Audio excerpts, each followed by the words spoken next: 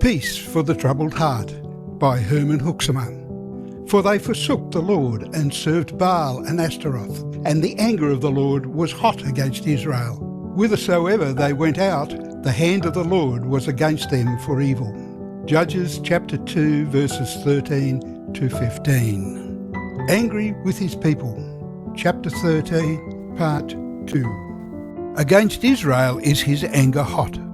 It cannot escape our attention that there is something very distinctive in this burning wrath of Jehovah against the people of his love. For why should Israel immediately become the object of his oppressing anger as soon as they forsake him and turn to Balaam and Ashtaroth? Why should they feel God's affliction? And upon them, the moment they bow themselves before the abominations of the heathen? Did not also the surrounding nations serve Balaam and Ashtaroth? Did they not also commit the same wickedness and lewdness? Did they not constantly live in rebellion against the living God? Why then should the anger of the Lord burn so hotly against Israel and not against these nations? And why should these nations be caused to rejoice when the land of the Lord delivers his people into their power, so that they are victorious over the people of God? Behold, these are the ungodly. Pride compasses them about as a chain. Violence covers them as a garment. Corrupt they are, and loftily they speak of oppression.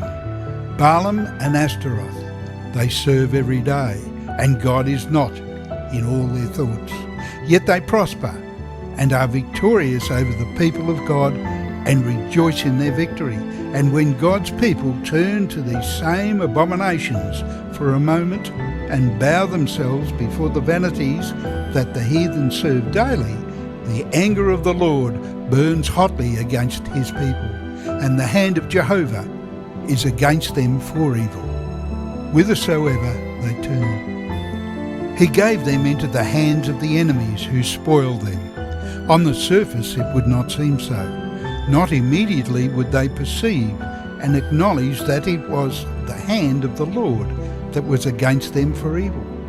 It was the nations around them who afflicted them, not the Lord whom they had forsaken.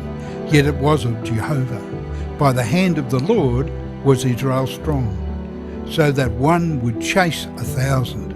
By the hand of the Lord were the nations made powerful and victorious over Israel. He it was who surrendered them into the hands of the spoilers, and his people were sore distressed. For the nations rejoiced in their power over them. The nations hated them and bereaved them of all their substance. They oppressed them and killed them all the day long. They caused them to be in bondage, to suffer hunger and thirst, to be in constant fear of their lives, to become a reproach and a byword among the nations. Yet always it was the hand of the Lord that was against his people for evil. They sought a way of escape from that uncompassing evil hand, and found none. Gladly would they have pierced the rock wall that enclosed them, and on every side, and blocked their way to prosperity. If they had been able, they would have removed the hand of the Lord, not knowing that it was Jehovah's, and would have escaped with Balaam and Ashtaroth, fleeing from Jehovah and running to destruction. They turned hither and thither, always with their vanities, always in the way of iniquity and perversiveness, for they were foolish children, and always they would find the way of escape, cut off by that evil hand.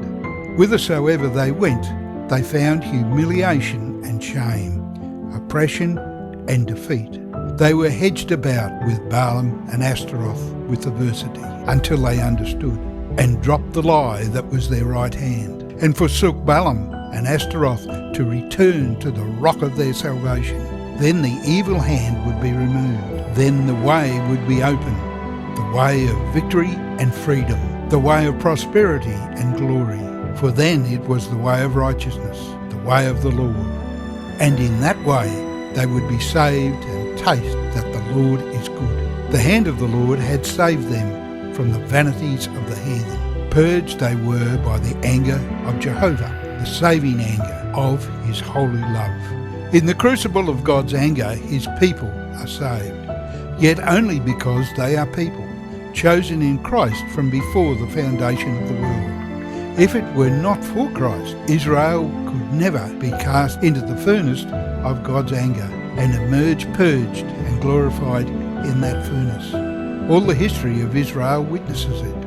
They must perish, were it not for the mighty Emmanuel, the Lion of Judah's tribe. But he is their head forever. And in the fullness of time he comes and takes upon himself the iniquity of them all.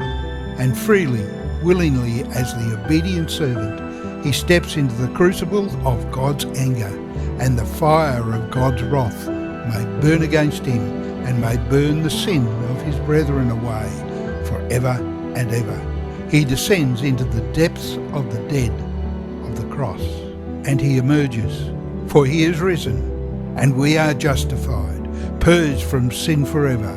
Zion is redeemed through justice from sin forever.